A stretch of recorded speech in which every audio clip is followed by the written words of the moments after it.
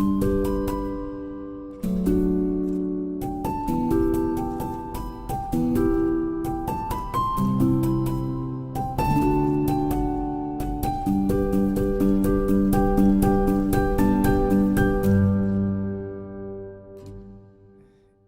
bien, j'aimerais vous souhaiter à tous et à toutes une cordiale bienvenue en ce début de sabbat pour ce vendredi soir, pour vivre ce temps de sabbat en famille. Et avec moi ce soir, j'ai Giliani. Bonsoir Giliani. Bonsoir. Alors, est-ce qu'en quelques mots, tu veux peut-être te présenter pour nos amis internautes qui ne te connaîtraient pas? Oui, alors, bon, vous avez l'habitude de me voir pour certains ici à l'église. Donc, je suis Giliani Santi.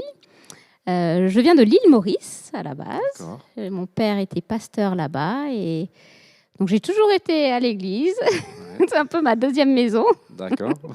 Et on habite à Collonges donc depuis 3 ans, un peu plus de 3 ans ici.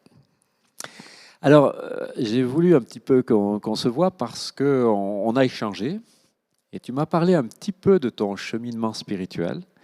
Et voilà, je voulais savoir si ce soir avec moi, tu voulais en partager un petit peu aussi avec nos internautes. Alors, est-ce que tu peux nous expliquer un petit peu ton cheminement spirituel en sachant que, oui, tu es né quand même dans une famille adventiste. Et donc, comment est-ce que tu as commencé ce chemin? Comment tu t'es engagé avec le Seigneur? Et un petit peu nous expliquer ça en quelques mots? Oui, donc, comme je l'ai dit, on allait à l'église dès que j'étais enfant. Quand j'étais adolescente, mes parents vivaient à Madagascar et moi à l'île Maurice. Mes sœurs, une était à l'île Maurice, une en Angleterre. On était un peu éparpillés. Mais là, j'étais dans une église où il y avait beaucoup de jeunes et on était très soudés. Et je pense que c'est là vraiment où je me suis engagée personnellement, que j'ai pris position. Je pense que j'aimais être là dans ce cadre. Mais là, j'ai vraiment choisi de suivre Jésus personnellement. Et je me suis faite baptiser, j'avais 18 ans. À l'île Maurice. Ouais. Et là, j'étais dans une ambiance où on avait chaque sabbat, on se retrouvait, on avait des réunions de jeunesse, on chantait ensemble, on avait une retraite spirituelle où tout le monde avait fini en larmes. C'était très émouvant. Très émouvant. Des très beaux échanges. J'étudiais mon école du sabbat 2 fois dans la semaine, donc j'étais vraiment à fond. Alors quand tu dis 2 fois, ça veut dire 2 la fois la même leçon, je l'étudiais 2 fois dans la semaine. Dans la semaine, en préparation de l'échange qu'on allait avoir le samedi. Donc très motivé, très motivé, très engagé. Voilà, très engagé dans l'église. Je chantais pratiquement tous les sabbats pendant le culte et j'aimais ça, quoi. Et quand je suis partie pour mes études, donc je suis venue en France pour mes études. Mon ancien d'église m'avait dit, écoute, dès que tu arrives, tu demandes ton transfert. Donc l'idée, c'était, où que tu ailles, tu t'engages. Ah, oui. Et c'est vrai que ça a toujours été ça. Maintenant, on est mariés avec Ben depuis 14 ans. Et notre église a toujours été l'église la plus proche de la maison. D'accord. Parce qu'on a toujours eu à cœur de s'engager là où on est. Ouais. Et j'avais demandé mon transfert. Et quelle que soit l'église où j'ai été, j'ai toujours essayé de m'engager. Donc l'idée du transfert, c'est j'arrive, je vis là, donc je m'engage là. Je m'engage là, exactement. Ouais. Et en parallèle, évidemment, je continuais à nourrir cette relation avec Dieu.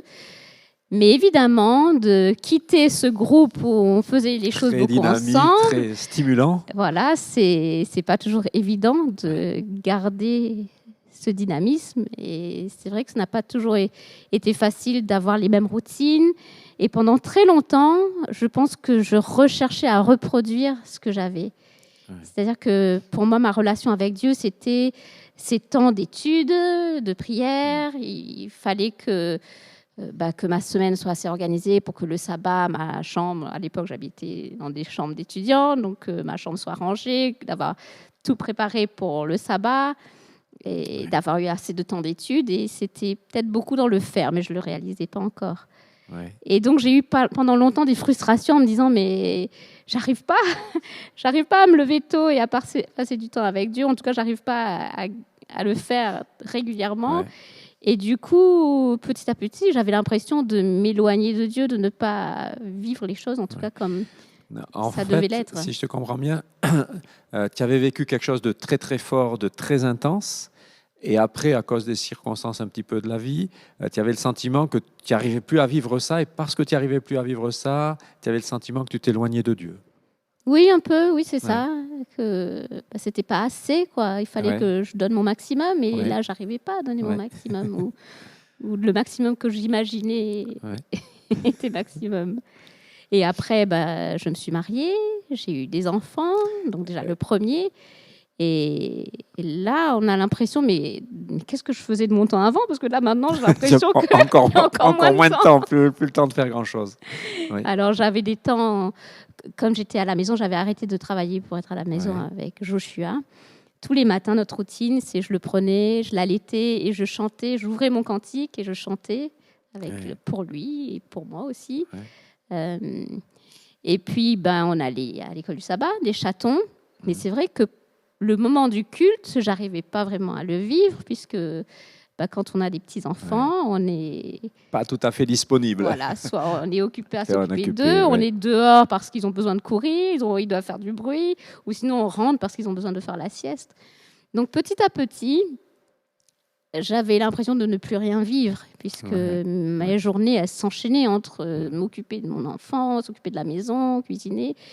Et j'avais discuté avec d'autres parents en disant, mais j'arrive pas, qu'est-ce que je fais? Et certains me disaient, mais en fait, j'essaie où que je sois, quand je suis en train de marcher, je parle à Dieu quand je fais ma vaisselle. Donc c'était un peu ça, finalement, mes temps avec Dieu, juste des petits moments de discussion quand je pouvais, quoi. Ouais. Et donc, qu'est-ce qui s'est passé? Comment les choses ont évolué par rapport à ça? C'est-à-dire qu'à un moment donné, j'ai l'impression, même si tu ne le dis pas très précisément, ça a dû générer une certaine frustration. Oui, c'est ça. J'avais l'impression de m'éloigner, de ne pas entendre Dieu, de ne pas vraiment être connecté à lui. Et j'ai envie de demander, qu'est-ce qui fait qu'à un moment donné, tu as le sentiment que les choses ont changé? Ou qu'est-ce qui ont fait que les choses ont changé, qu'elles ont évolué, qui fait que peut-être maintenant tu vis les choses différemment? Alors, c'était un soir où il y avait une semaine de réflexion biblique. Et Ben est resté à la maison avec Joshua. Et du coup, j'ai décidé d'y aller. Parce que, évidemment, quand on a des enfants, c'est chacun son tour. Il faut trouver un moyen. Le bon moment. Et donc, ce soir-là, j'ai dit, OK, moi, j'ai envie d'y aller, de vivre ce moment. Et j'y suis allée. Et là, il y avait des jeunes qui chantaient. Il y avait un message. Et quand ils chantaient, et moi, j'aime beaucoup chanter. Et là, j'avais l'impression je ne connaissais pas très bien les chants. Et puis, les paroles, elles n'avaient pas vraiment de sens pour moi. Je me dis, mais je sais pas, je ressentais comme un décalage, quelque chose qui n'allait pas.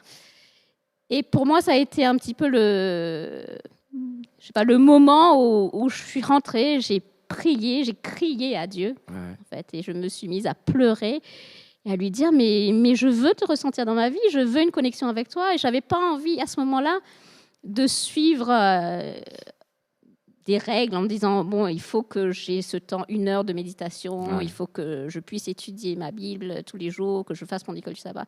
Il fallait pas un protocole. Je voulais juste que Dieu me parle par un moyen unique, qui soit propre à moi. D'accord. Donc, je lui ai écrit tout ça. J'ai pris mon journal, je lui ai écrit tout ça, je lui ai expliqué ce que je ressentais. Et peut-être parfois d'écrire, ça permet de mieux mettre des mots sur ce qu'on ressent aussi. Et puis, je suis allée me coucher. Le lendemain, la vie a repris son cours. Et en faisant ma vaisselle, il y a une chanson qui m'est venue dans la tête. Le titre en anglais, c'est « Power of your love », la puissance de ton amour. Et j'ai pris les paroles, j'ai mis le téléphone devant moi et j'ai commencé à chanter. Et je trouvais magnifique parce que finalement, ma prière à Dieu, c'était qu'il me parle à moi de manière unique. Et quand je suis rentrée la veille, c'était parce qu'il y avait des chansons qui ne me parlaient pas. Et c'est ça qui avait déclenché mes questionnements. Et là, il me donnait une chanson. J'avais l'impression que Dieu me donnait une chanson. Et j'ai noté les paroles, j'ai traduit quelques-unes des paroles. Parce que ça correspondait vraiment à ce moment-là à ce que je ressentais. Quelque chose de profond. Donc c'était « Seigneur, je viens à toi, que mon cœur soit transformé, renouvelé. Et j'ai compris que les faiblesses que je vois en moi seront complètement effacées par la puissance de ton amour. Tiens-moi près de toi, que ton amour m'enlace. Rapproche-moi de toi. Enlève le voile devant mes yeux, que je puisse te voir face à face. Je veux voir ton amour qui vit en moi. Renouvelle mes pensées et que ta volonté se manifeste dans ma vie, que je puisse vivre chaque jour dans la puissance de ton amour. D'accord. Donc là, c'était... L'expression profonde de ce que tu souhaitais. Ouais. Exactement. Et depuis ce moment, j'ai remarqué que régulièrement, je vis des choses et ce sont des chansons qui... Dieu me répond par des chansons. Alors, j'entends pas une voix qui chante, hein, mais je ressens... D'un coup, il y a une chanson qui me vient en tête et quand je prête attention aux paroles, je réalise que c'est quelque chose qui m'encourage, qui me fortifie. Et j'ai la conviction que Dieu utilise des chansons, que c'est peut-être un langage à moi qui me touche particulièrement. Donc, tu as l'impression que souvent, tu entends la voix de Dieu à travers ces chants. Oui, alors j'ai souvent cherché à entendre vraiment la voix de Dieu. Oui. Alors, est-ce que tu peux expliquer? Mais oui, parce que des fois, on entend des histoires de gens qui ont vraiment entendu une voix ou qui ont eu des rêves. Et je me dis, mais moi aussi, j'ai envie d'entendre Dieu. Je me dis, mais pourquoi est-ce que moi, je n'entends pas les choses comme ça? Et alors, j'ai cherché aussi. J'ai voulu. J'avais rencontré une dame évangélique qui m'avait invitée à une rencontre. Et il parlait de parler en langue, le baptême du Saint-Esprit. Je me dis, est-ce que ça, c'est quelque chose qui serait pour moi? Et est-ce que ça me rapprocherait encore plus de Dieu? Donc, j'ai cherché, j'ai demandé. Je demandais à Dieu, mais j'ai envie d'entendre ta voix. Après, je me dis, qu'est-ce que je peux demander, pas demander, je ne sais pas. Mais en tout cas, j'étais en recherche. Mais tout au long, je priais, je demandais à Dieu, je disais à Dieu, tu me changes moi et que ta volonté soit faite. Il fallait que vraiment que ce soit lui qui guide les choses. Et à force de demander et de ne pas obtenir de réponse, en tout cas comme je l'imaginais, j'ai jamais entendu de voix audible ou j'ai jamais parlé en langue. Et en tout cas, moi, ce que j'ai compris, c'est que Dieu, il est quand même là dans ma vie. Que peut-être que je recherchais des émotions, tout comme quand je recherchais à revivre ces temps d'adolescence où les choses étaient très fortes, c'est qu'il y avait une émotion très forte. Mais que Dieu n'est pas toujours dans l'émotion. Mais à un moment donné, j'en parlais à Ben en lui disant, mais pourquoi est-ce qu'on ne peut pas ressentir les choses comme ça? Et il m'avait donné une réponse qui m'a vraiment touchée, c'est ça ne s'appellerait pas la foi.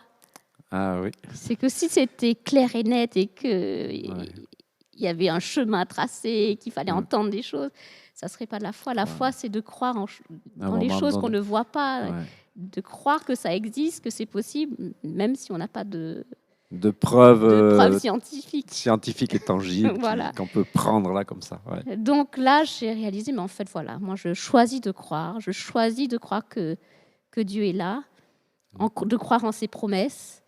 Un verset, mon verset préféré, c'est « Toutes choses concourent au bien de ceux qui aiment Dieu et qui sont appelés selon son destin » de Romains 8, 28. Et je choisis de croire que Dieu veut vraiment mon bien et qu'en toutes circonstances, il fait les choses pour mon bien.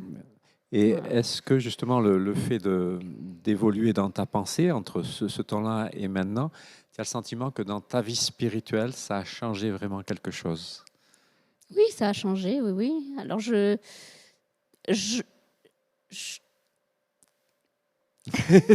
hésites? Une fois, j'avais entendu un message, quelqu'un qui parlait de Moïse. Quand Dieu a parlé à Moïse, Dieu lui demande « Qu'est-ce que tu as entre tes mains ?» Et il avait un bâton, et puis Dieu fait des choses avec ce bâton. Et la personne qui prêchait disait « Mais qu'est-ce que toi, tu as dans tes mains? Qu'est-ce que tu peux offrir à Dieu ?» Alors peut-être parfois, on a plein de choses, on a des dons, des talents, on sait faire des choses extraordinaires, on peut offrir ça à Dieu. Parfois, c'est peut-être rien. Et à un moment donné, j'ai dit à Dieu, là, je suis fatiguée, j'ai rien, mais ce rien, je te l'offre. Et je pense que c'est ce que j'expérimente avec Dieu, de lui donner ce que j'ai et de ne pas toujours vouloir donner trop, parce que des fois, j'ai pas tout ça à donner. Mais de me dire que ce que je l'ai, je le donne. Et Dieu, il fait quelque chose avec ça. Et, enfin, en t'écoutant, j'ai l'impression que c'est quand même quelque chose d'assez apaisant, parce que j'ai l'impression qu'au début, dans ce que tu me parlais, il y avait une recherche pour essayer d'atteindre quelque chose, Alors que là, c'est de dire ben, simplement, Dieu, voilà, j'en suis là et je t'offre ce que je suis. Mm. Et d'une manière, j'ai envie de dire, je ne sais pas si le mot est juste, mais un petit peu apaisé. Je sais Ah, pas si- complètement, complètement apaisé. Il y a pas très longtemps, il y a peut-être 1 an ou 2, j'avais entamé des études Ouais. parce que bah, mes enfants avaient commencé tous les deux l'école et j'avais arrêté de travailler. En tout cas, je faisais des choses de la maison, je faisais des traductions et des petites choses que je pouvais faire de chez moi parce que je voulais vraiment avoir ce temps avec eux. Et maintenant qu'ils étaient à l'école, je me dis, OK, maintenant, il va falloir que je continue mon parcours. Donc, Ouais. je viens d'une famille où on a toujours valorisé les études. Et puis, j'ai eu un bac plus 4. Donc, maintenant, qu'est-ce que je vais faire avec ça? Comment Ouais, est-ce que je vais encore voilà. avancer? Et je m'étais inscrite à un cours, mais j'arrivais pas à suivre le rythme. Je m'étais dit, bon, il faut quand même que je me donne les moyens. Alors, je prenais du retard, mais j'ai essayé d'avancer. Je commençais à avoir des maux de tête, j'ai dû changer de lunettes. Ouais. Mais je voulais persévérer. Et un soir, d'un coup, j'ai ressenti comme Dieu qui me parlait, qui me disait, mais pourquoi tu fais tout ça? Qu'est-ce que tu as à prouver? Et le message, pour moi, c'était ma valeur, ta valeur, c'est tu es enfant de Dieu. Ouais, ouais. Donc, ce que tu vas faire, si tu peux le faire très bien, mais est-ce que ça va changer ta valeur? Ouais. Et ça m'a vraiment apaisée en me disant, mais je suis enfant de Dieu et C'est ça le plus c'est important. ça le plus important. C'est ça qui me donne la valeur. C'est ça, c'est pas de réussir tel diplôme, d'avoir tel travail, de monter dans les échelons. C'est vraiment de vivre pleinement Ce que, ce que je suis. c'est-à-dire enfant de Dieu. C'est ça. Après, ça n'empêche pas effectivement d'étudier, Évidemment, d'aller de l'avant, évidemment. etc. Mais ça, Oui. c'est une base. Mais à ce moment-là, pour Ouais. moi, ce dont j'avais besoin, c'était ça, de Cette pouvoir être certitude-là, apaisée, ouais. de me dire, je suis assez. Ouais.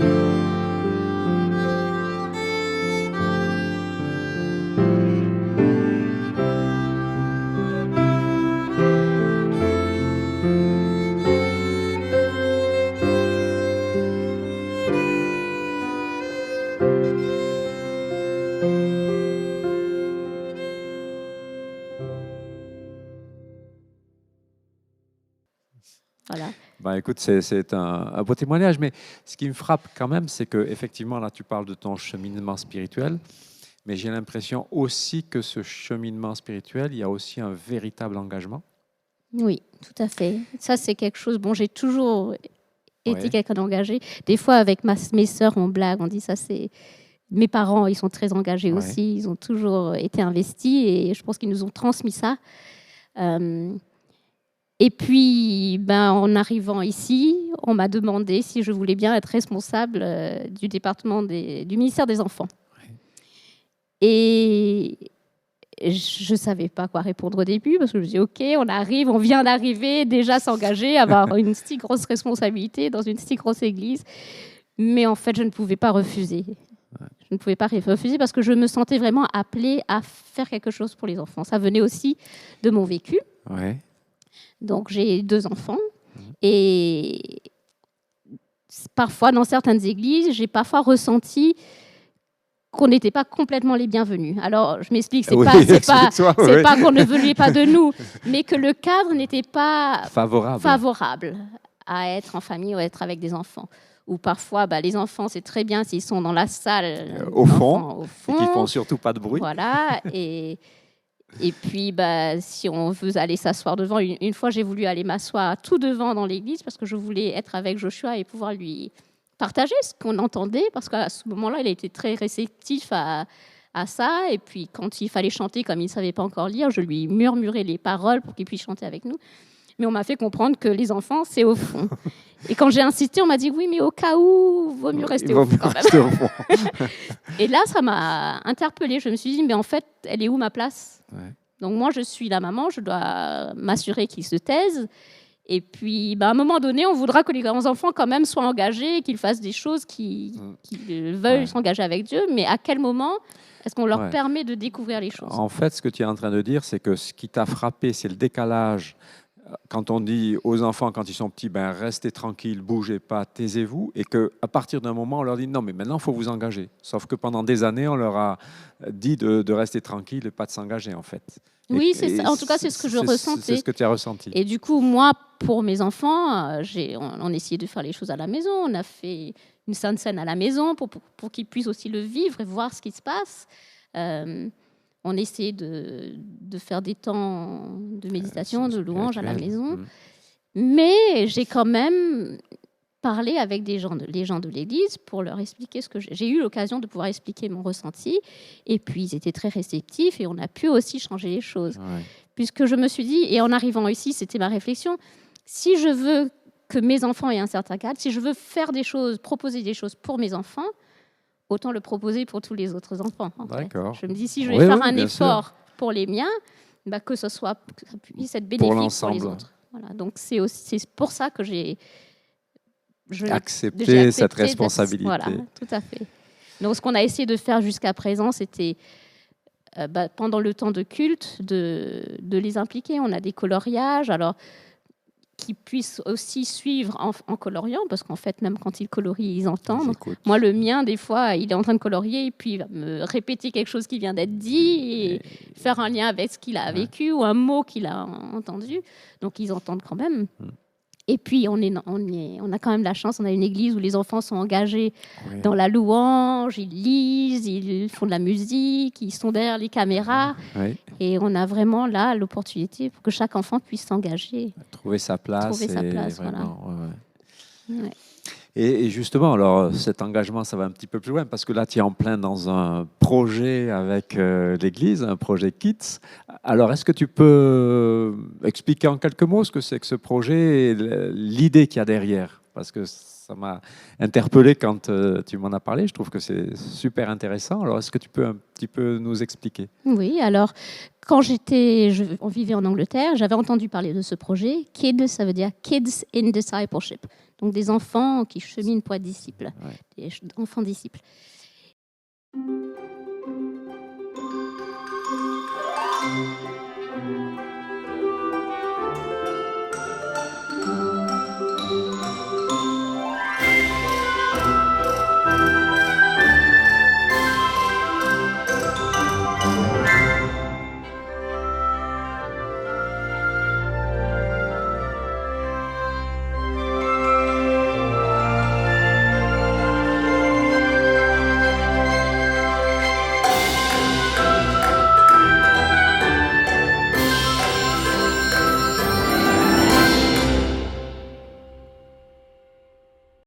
quand on vivait en Angleterre, j'avais entendu parler de ce projet. KID, ça veut dire Kids in Discipleship. Donc des enfants qui cheminent pour être disciples, des enfants disciples. Et je n'avais pas eu l'occasion de le vivre, mais j'avais quand même à cœur de...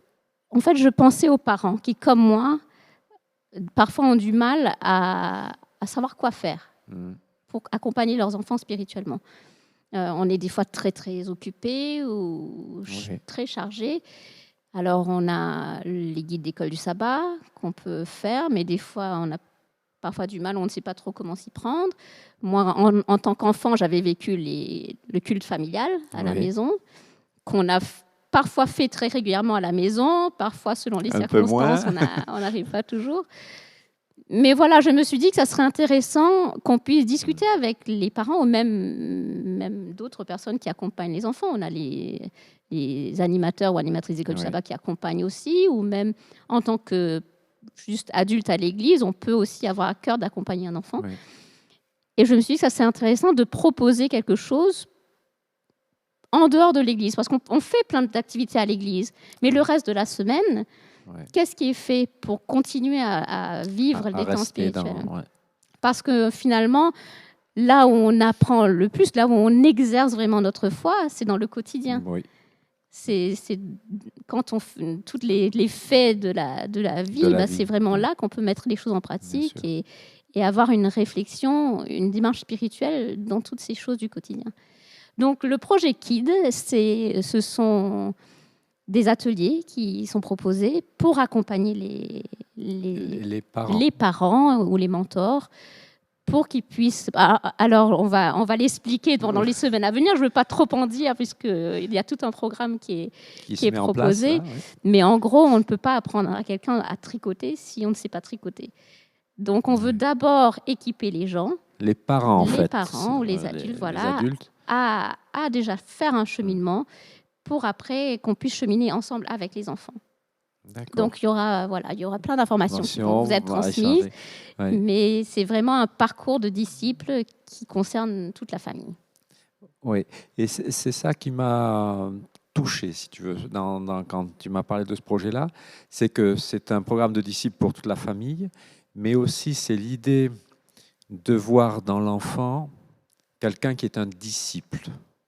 Et parce que des fois, dans l'Église, j'ai l'impression qu'on a envie qu'ils connaissent la Bible, soient capables de réciter des versets, de connaître les histoires, David, Goliath, toute une histoire.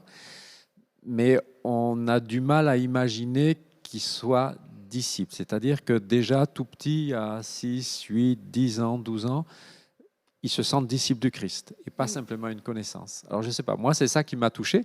Et puis, j'ai trouvé très fort aussi l'idée que ce soit... qu'on donne aux parents ou aux adultes le moyen d'accompagner les enfants sur ce chemin-là. Parce que c'est vrai que quand je réfléchis, moi, à ce que j'ai fait avec mes enfants, je m'aperçois que ça, c'est à la fois c'est le cœur et c'est le plus difficile. Donc, c'est pour ça que ça me plaît beaucoup ce que tu mets en place avec ton équipe là pour... toucher les enfants. Et ça va se dérouler peut-être en quelques mots. Ça se déroule comment ? C'est des exercices pratiques. Alors, juste pour revenir, tu disais, on pense pas toujours aux enfants en tant que disciples.